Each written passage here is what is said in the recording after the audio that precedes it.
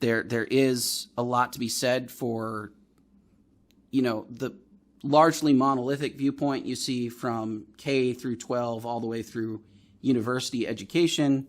That also is sort of reinforced by most of our media, most of our entertainment, a lot of our political class. Like there's a lot that is being consistently reinforced, and I do think that affects the way that people think. We can get into that in a second.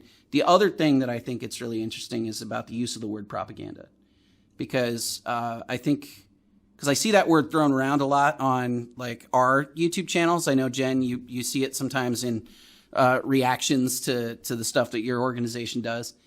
And I think people a lot of times sort of get the idea of propaganda wrong. I think they misdefine it. And when they say something is propaganda, what they actually mean is this is a thing that makes an argument I don't want to hear or don't like or disagree with. Those aren't the same thing. If they were, then like literally every debate ever would just be two people trying to present their propaganda, and nothing would be in good faith ever. Certainly on Out of Frame, certainly on Common Sense Soapbox, we try to state positions in good faith all the time. We also state our positions openly. We tell you exactly what we think. We tell you why. When I write Out of Frame episodes, I try to do a really good job of sourcing my information, and you got a choice whether or not to watch. You've got an infinite amount of stuff on YouTube that you can always go to and watch instead. So to compare that or to call that propaganda and then look at something like, the 24/7 pumping of like CDC fact sheets or whatever into your media, into the schools, into whatever, we don't call that propaganda. That's just, good information. Maybe not. Right. But like the food pyramid. Oh, the food pyramid's a perfect example, for sure. Right. Yeah. I'm going to stop myself. No, let's. Yeah. Well, I mean, we talk about the CDC and stuff like that now, but the food pyramid. Yeah. How much more damage has that done? Tremendous to our health. And that's brought to you by the U.S. Department of Agriculture, which right off the bat should tell you something, because it's not by medical doctors.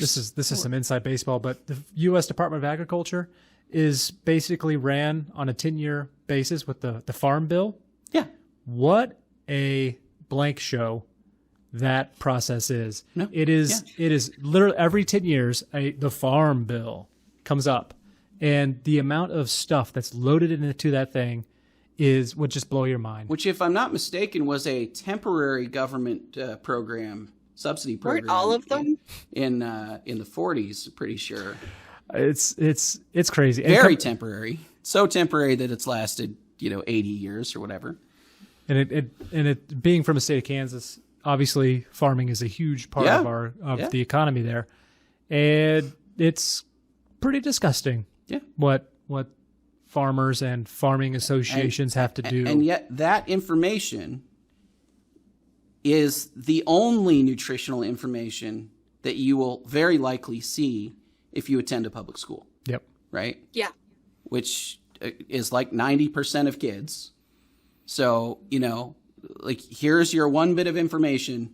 Eat all of the grains, everybody. Make sure you eat every possible grain you can get your hands on. Loaf of bread? That's fine. Whole loaf of bread. At least 6 times a day. At least 6 times a day. You got to drink a lot of milk. You can get milk does the body good. So I've been told. And then, round it out with your daily intake of sugar, which is whatever you're... Just a serving. Just a serving of sugar. Yeah, you got to mix the sugar into your grains. Look, into your white bread? I like bread. I like sugar. I consume all of these things, but I'm under no delusion that they are actually good for me most of the time, right? Like, this is not the body you get when you're really, really careful about this stuff.